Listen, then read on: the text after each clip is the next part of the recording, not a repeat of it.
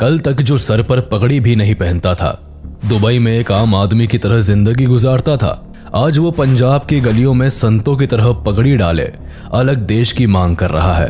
खालिस्तान की बात करने का आइडिया 2020 में आया था, जब हिंदुस्तान पाकिस्तान और बात बंटने की हो रही थी, तब खालिस्तान का आइडिया बाय नेम खालिस्तान आया था। एक सेपरेटिस्ट जो आतंकियों की तरह पुलिस चौकी की घेराबंदी करने से नहीं चूकता और जिसके हर भाषण में अलगाववादी विचारों की लहर रहती है, आज वही सालों पुराने खालिस्तान मूवमेंट को हिंसा के रास्ते पर ले जा रहा है। हम बात कर रहे हैं हाल ही में देश के अंदर लगातार सुर्खियों में आए अमृतपाल सिंह की, जिसने 1970 के दशक में लगी आग को दोबारा से जिंदा कर दिया है। इसके अजीबोगरीब स्टेटमेंट्स और भड़काऊ भाषणों के वजह से आज पंजाब की पुलिस इसकी तलाश में लगी हुई है और वही ये अमृतपाल सिंह एडमिनिस्ट्रेशन से छुपता भाग फिर रहा है।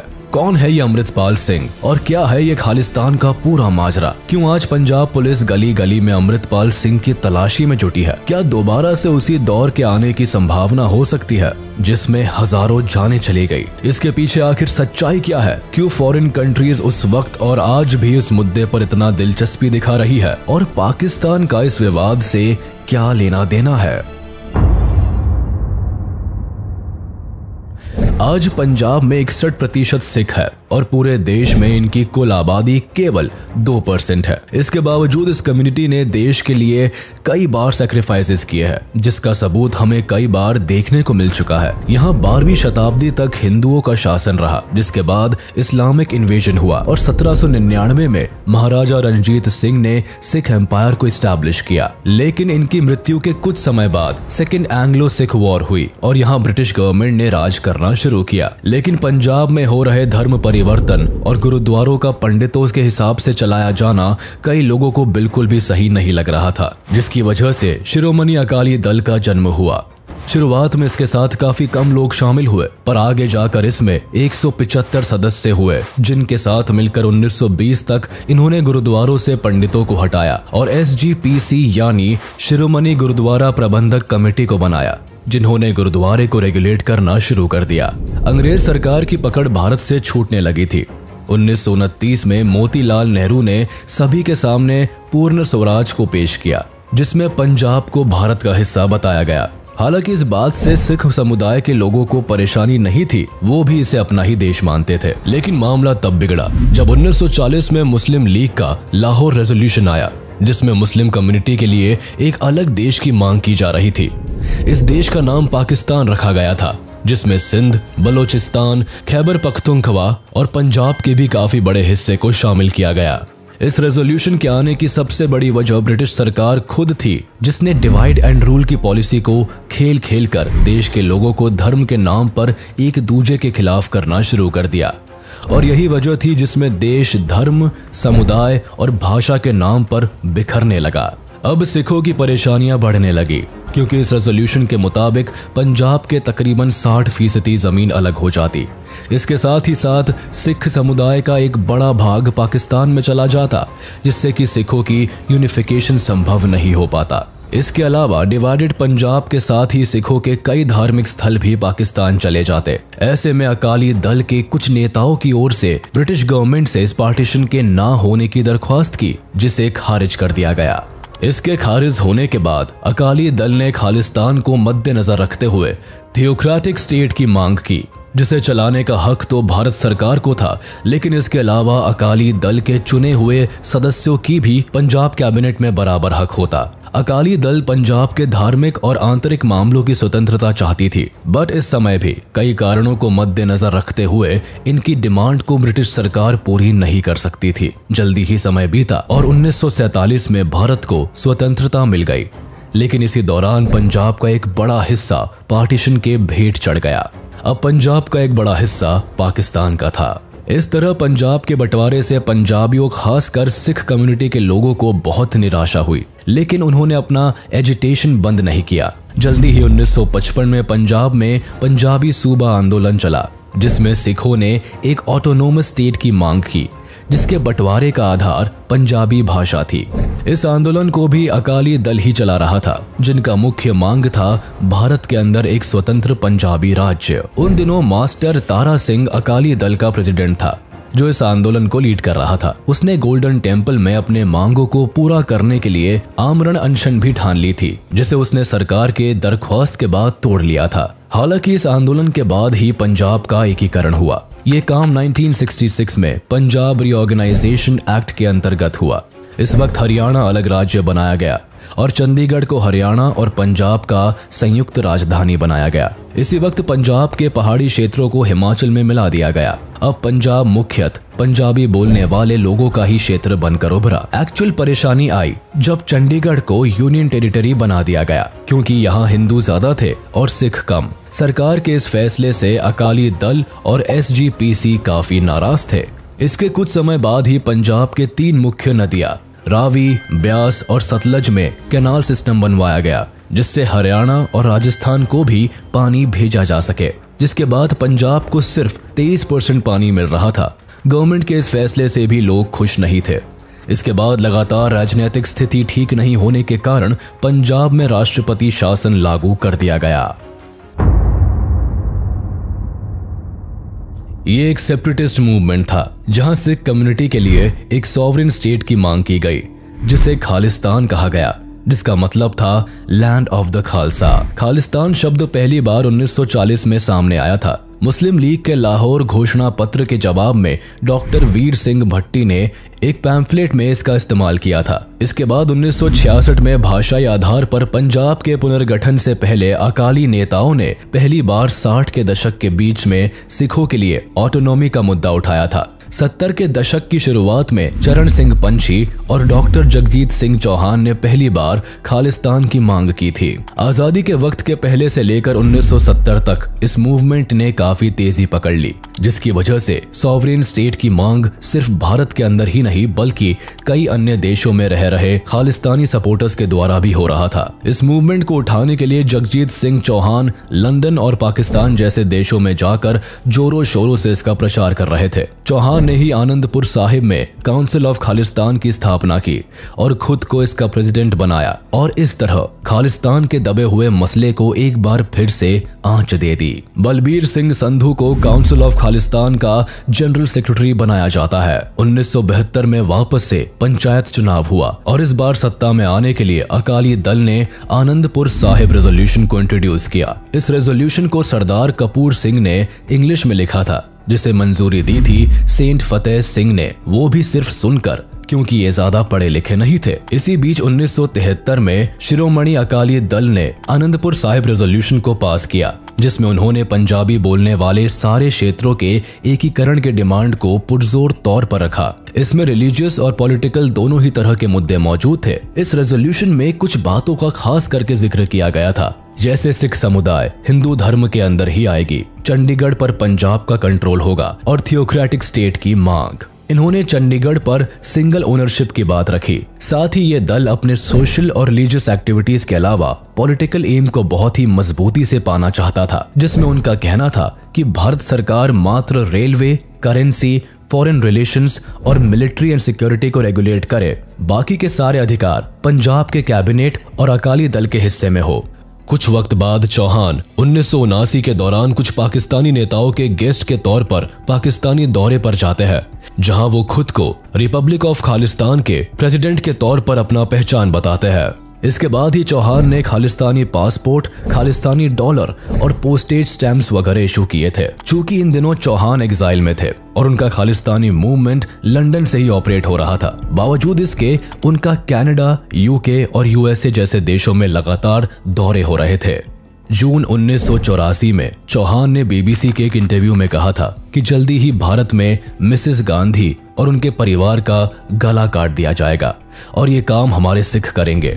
और फिर अक्टूबर में तत्कालीन प्रधानमंत्री श्रीमती इंदिरा गांधी का असैसिनेशन भी हो गया। एक ओर जहां भारत सरकार पंजाब की सिचुएशन को सुधारने की कोशिश कर रही थी, वहीं दूसरी ओर पाकिस्तान सरकार को इसमें काफी ज्यादा दिलचस्पी आने लगी थी। 1970 से लेकर 1980 के बीच पाक गवर्नमेंट ने इस खालिस्तानी मूवमेंट की आग को भड़काने के लिए तरह तरह के वेपन्स और फाइनेंशियल सपोर्ट दिए थे। पाकिस्तान का ऐसा करने के पीछे का कारण जल्द ही समझ में आने वाला था। इस वक्त पाकिस्तान के प्राइम मिनिस्टर जुल्फिकार अली भुट्टो सिर्फ इंडिया से खुन्नस निकालने के लिए ऐसा कर रहे थे, जिसके लिए उन्होंने एक सेंटेंस भी कहा कि भारत की धरती से हम एक बांग्लादेश काट के रहेंगे।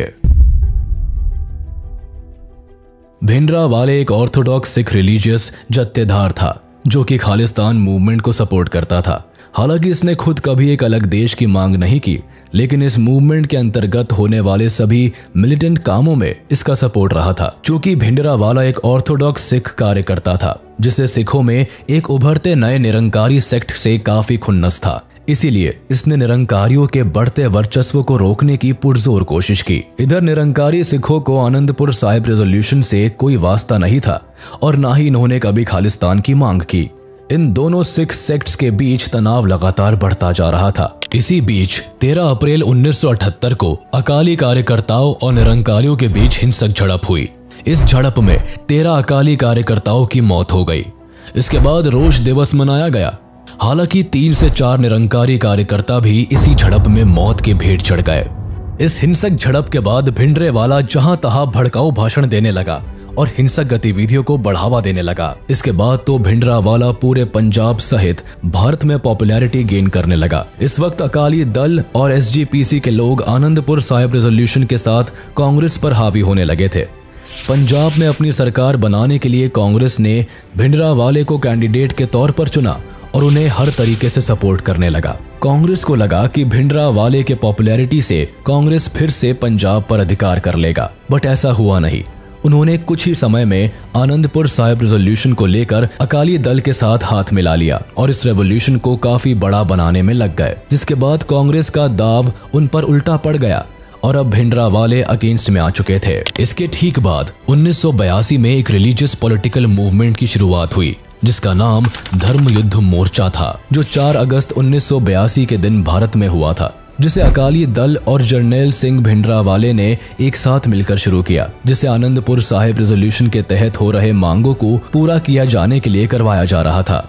ये एक पीसफुल प्रोटेस्ट था जो river water sharing, decentralisation of state economy, recognition of identity and economic development के लिए किया गया था। लेकिन जिस काम में भिंडरावाले का नाम हो वो काम बिना हिंसा और झड़प के कैसे पूरा होता। यह धर्म युद्ध मोर्चा अब भिंडरावाले की आर्मी की तरह काम कर रहा था, जिसका एकमात्र लक्ष्य था हिंसा और आतंक फैलाकर आनंदपुर साहिब रेजोल्यूशन के मांगों को पूरा करवाना।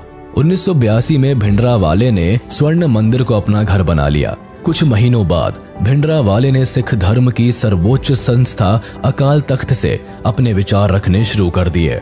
इसके बाद 1983 में पंजाब में कई हिंसक घटनाएं हुई जिनमें निरंकारी और कई हिंदू मारे गए। पंजाब में इस वक्त माहौल बिगड़ गया था, जहां पंजाब केसरी के ओनर लाला जगत नारायण ने अपने अखबार के जरिए लोगों को सच्चाई से जोड़ने की कोशिश की, जिसमें 9 सितंबर को उनकी गोली मारकर हत्या कर दी गई। जब इस मामले की तहकीकात की गई तो इस मामले के मास्टरमाइंड के रूप में भिंडरावाले का नाम सामने आया। इसके बाद 25 अप्रैल 1983 को एक ऐसी दिल दहला देने वाली घटना हुई जिसने एक हद तक सरकार की सुरक्षा पर सवाल खड़ा कर दिया, जब deputy inspector general of police Avtar Singh अतवल की दरबार साहिब के सामने दिन दहाड़े हत्या कर दी जाती है और बिना भिंडरावाले के परमिशन के अवतार सिंह के बॉडी को कोई उठाने वाला नहीं होता है। यहाँ तक कि पुलिस भी वहाँ चुपचाप खड़ी रहती है, जिसकी वजह से अवतार सिंह की लाश तकरीबन 2 घंटे तक वही जमीन पर पड़ी रहती है। अभी इस मामले में गवर्नमेंट जब तक एक्शन लेती तब तक एक और बेहद दर्दनाक हादसा सामने आया, जहां 6 हिंदू बसों को बीच रास्ते में रोक दिया गया और उसमें फंसे पैसेंजर्स को मार दिया गया। 1983 में ही इन सब घटनाओं को देखकर इंदिरा गांधी ने पंजाब की सरकार को बर्खास्त कर दिया और राष्ट्रपति शासन लगा दिया। लेकिन इंदिरा गांधी को यह बात अब तक पता चल चुकी थी कि भिंडरावाले का पकड़ा जाना ही पंजाब में शांति लाने का एकमात्र उपाय है।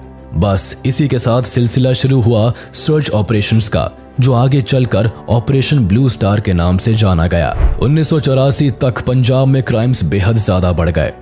यहाँ खारकू नाम का एक ग्रुप, जिसे नॉइस मेकर कहा जाता था, लगातार कई घटनाओं को अंजाम दे रहे थे, जिसका नतीजा ये निकला कि 1982 से 1984 के जनवरी तक में 1200 से भी ज्यादा वायलेंट इंसिडेंट्स हुए, जिसमें करीबन 450 लोगों की जानें गई और 1000 से ज्यादा लोग घायल हुए। वहीं सिर्फ 6 महीनों में 800 के आसपास हिंसक घटनाएं हुई, जिसमें 300 से ज्यादा लोग मारे गए और 550 लोग इंजर्ड हुए। जुलाई 1983 में अकाली दल के प्रेसिडेंट लोंगोवाल ने भिंडरावाले को उसके सिक्योरिटी के लिए अमृतसर गोल्डन टेम्पल बुला लिया, जो सिखों का बहुत ही पवित्र स्थल है। यहाँ भिंडरावाले ने हर तरह के वेपन्स को पहले से ही काफी बड़े संख्या में इकट्ठा करके रखा था। भिंडरावाले के गोल्डन टेम्पल में शरण लेने के बाद सरकार ने उसके आतंकी गतिविधियों को कंट्रोल करने की कोशिश की, लेकिन भिंडरावाले कहाँ किसी के हाथ आना था। ऐसे में जब भारत सरकार ने कई दफे भिंडरावाले को आत्मसमर्पण के लिए गुहार लगाई, लेकिन यहाँ इसने तो सरकार से मुठभेड़ करने की ठान ली थी। एट लास्ट गवर्नमेंट को इसके हिंसात्मक रवैये को देखते हुए गोल्डन टेम्पल के अंदर घुसकर भिंडरावाले को पकड़ना पड़ा, जिस मुठभेड़ में उसकी मौत हो जाती है। इस घटना ने सिख समुदाय की भावना को काफी ज्यादा आघात पहुंचाया, जिसके बाद लोगों ने गवर्नमेंट के इस फैसले की काफी आलोचना की। इसके बाद ऑपरेशन वुडरोस एंड ब्लैक थंडर चलाया गया। इस ऑपरेशन के सहारे सरकार पंजाब में विद्रोहियों को ढूंढकर घर घर से निकाल रही थी और जगह जगह से हथियार जब्त किए जा रहे थे। इस बीच कई लोगों को काफी ज्यादा परेशानी झेलनी पड़ी। इसके बाद ऑपरेशन वुडरोस एंड ब्लैक थंडर चलाया गया, जिसमें कई pro Khalistani militants golden temple में डेरा जमा चुके थे, जिसे पहली बार ब्लैक कैट कमांडो के जरिए निकाला गया और दूसरी बार पंजाब पुलिस ने निकाला। ऑपरेशन ब्लू स्टार के दौरान पुलिस को गोल्डन टेम्पल की घेराबंदी करनी पड़ी, जिससे गुरुद्वारे के परिसर को काफी नुकसान पहुंचा। इसके साथ ही इस ऑपरेशन को सिख कम्युनिटी ने गुरुद्वारे गरिमा के साथ छेड़छाड़ समझा, जिससे कि उनकी धार्मिक भावनाएं आहत हो गई। उससे सिख कम्युनिटी के कुछ लोगों के सेंटिमेंट्स को काफी ज्यादा चोट पहुंची, जिसके बाद 1 अक्टूबर 1984 को इंदिरा गांधी के दोनों बॉडीगार्ड सतवंत सिंह और बेअंत सिंह ने उनकी गोली मारकर हत्या कर दी। 1985 में प्राइम मिनिस्टर राजीव गांधी और हरचंद सिंह लोंगोवाल के बीच एक एग्रीमेंट तैयार किया गया, जिसमें कई मुद्दों का जिक्र किया गया था। इसके बाद दोनों ही ग्रुप्स नेगोशिएट करने को तैयार थे और इसीलिए इसे राजीव लोंगोवाल अकॉर्ड का नाम दिया गया, जिसके बाद अकाली दल के तरफ से ये मैसेज दिया गया कि वो किसी भी तरह से खालिस्तान मूवमेंट का साथ नहीं दे रहे हैं। पार्टी के इस फैसले से पूरे इंडिया में काफी तारीफ की गई, बट इस डिसीजन से खालिस्तानी खुश नहीं थे और उन्होंने इसी साल लोंगोवाल की हत्या कर दी, जिसके बाद पीएम राजीव गांधी ने इस एग्रीमेंट को कैंसिल कर दिया। इसके बाद भी खालिस्तानी ग्रुप्स जैसे all India Sikh students federation और दमदमी तकसाल जैसी मिलिटेंट ऑर्गेनाइजेशंस ने अपनी एक्टिविटीज को जारी रखा, लेकिन धीरे धीरे इस पर भी काबू पा लिया गया। दीप सिद्धू एक एक्टर, सिंगर और लॉयर होने के साथ साथ एक एक्टिविस्ट भी थे, जो वारिस पंजाब डे के लीडर के रूप में सामने आए। ये सुर्खियों में तब आए जब हाल ही में चल रहे किसान आंदोलन के अंतर्गत रिपब्लिक डे के दिन एक वायलेंट प्रोटेस्ट होता है और उसके प्रमुख लीडर में से एक खुद सिद्धू निकलते हैं। इसके बाद इन्हें जेल हो जाती है। इस समय सिद्धू का कनेक्शन ट्रैक्टर रैली के साथ भी सामने आता है, जहां रेड फोर्ट के पास पुलिस और किसानों में मुठभेड़ हो जाती है। 2019 के दौरान इन्होंने बीजेपी की ओर से खड़े हुए बॉलीवुड एक्टर सनी देओल के लिए कैंपेन भी की, लेकिन 2 अप्रैल 2022 को दीप सिद्धू की एक कार एक्सीडेंट में मौत हो जाती है। जैसे ही दीप सिद्धू का डेथ होता है, उसके बाद अमृतपाल सिंह सीन में आता है। इसने खुद को वारिस पंजाब डे का लीडर घोषित कर लिया और उसके साथ ही इसकी खालिस्तान मूवमेंट की हरकतें शुरू हो गई। लोग इन्हें बाबा बकाला और भिंडरावाले 2.0 के नाम से भी बुलाते हैं। 23 फरवरी को इन्होंने अपने आदमी लवप्रीत सिंह तूफान को छुड़ाने के लिए पुलिस के साथ मुठभेड़ कर ली थी। उन दिनों लवप्रीत पर किडनैपिंग का केस दर्ज था। इसके बाद इन्होंने एक और अटैक किया, जहां दर्जनों पुलिसकर्मी घायल हो गए थे। खालिस्तान मूवमेंट के समर्थक फिलहाल अपने देश में काफी कम है। बीते कुछ दशकों में इसकी गति काफी धीमी पड़ गई थी और करंटली इस मुद्दे का हमारे देश पर असर सिर्फ बयानबाजियों तक ही सीमित है। आज पंजाब पुलिस अमृतपाल सिंह की तलाशी में जुटी हुई है। वहीं कुछ दिन पहले अमृतपाल सिंह ने एक YouTube वीडियो रिलीज करके बताया है कि जल्दी ही वो पब्लिक में अपीयर होंगे और कम्युनिटी के साथ खड़े होंगे। अपने वीडियो में अमृतपाल ने यह भी कहा कि ये उन लोगों में से नहीं है जो देश छोड़ के भाग जाए और विदेश जाके वीडियो मैसेजेस के सहारे बात करे। शायद अमृतपाल ने लोगों को ये बोला कि वो जगजीत सिंह चौहान के रास्ते पर नहीं चलेंगे। अपने दूसरे वीडियो में उन्होंने ये भी कहा कि वो मौत से नहीं डरते और जिन लोगों को ये लगता है कि वो अपना संगत और कम्युनिटी छोड़ देंगे, वो ऐसी गलतफहमी में ना रहे। ऐसे में पंजाब पुलिस का क्रैकडाउन जो चल रहा है, अब ये देखने वाली बात होगी कि कब अमृतपाल सिंह पब्लिकली अपीयर होते हैं। वही अब तक यूके, यूएस जैसे जगहों पर इंडियन एम्बेसी में कुछ खालिस्तानियों को प्रोटेस्ट करते हुए देखा गया है। उसके अलावा ये मामला अभी तक गवर्नमेंट के हाथ में नजर आ रही है।